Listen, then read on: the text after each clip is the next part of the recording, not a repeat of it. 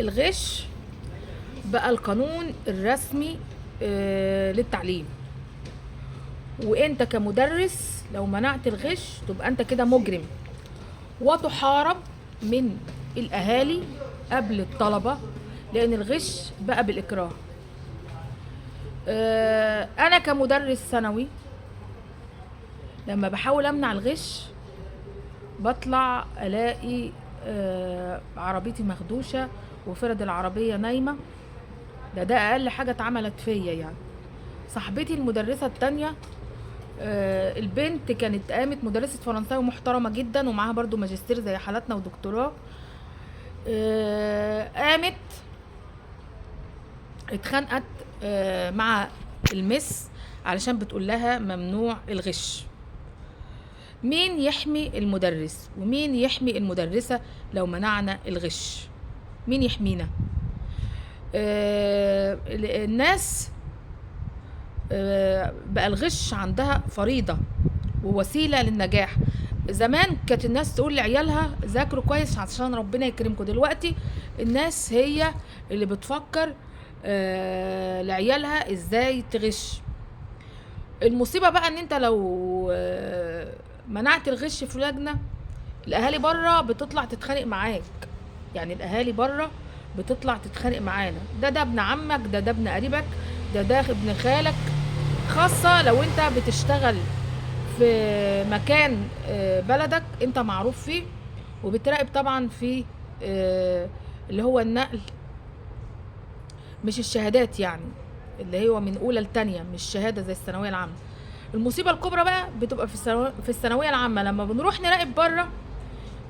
احنا كستات بنخاف من لجان الصبيان. يعني انا واحدة ست بخاف، ما هو انا محدش هيحميني، الواد ده ممكن يستنيني بره. والله.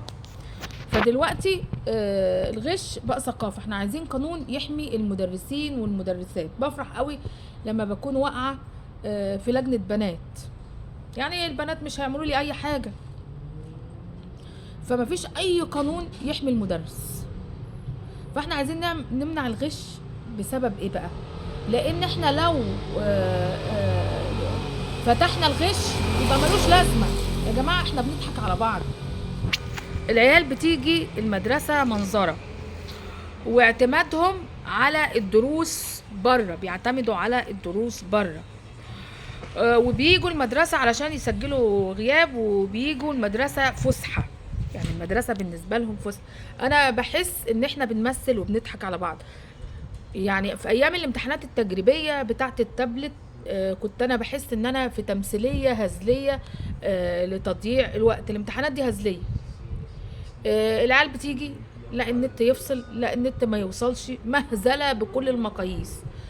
المدرسين نفسهم في امتحانات اللي هي التابلت، اللي هي البوكلت اللي كانوا بيدربوا عليها الطلبة دي،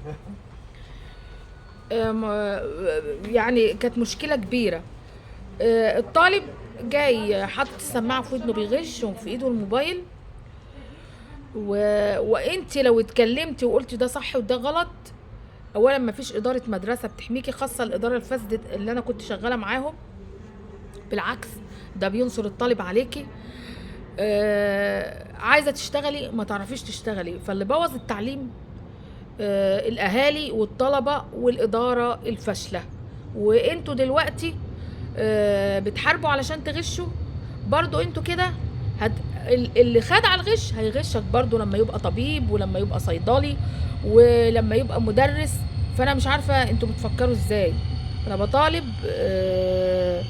السيد وزير التربية والتعليم بوضع قانون لحماية المدرسين والمدرسات.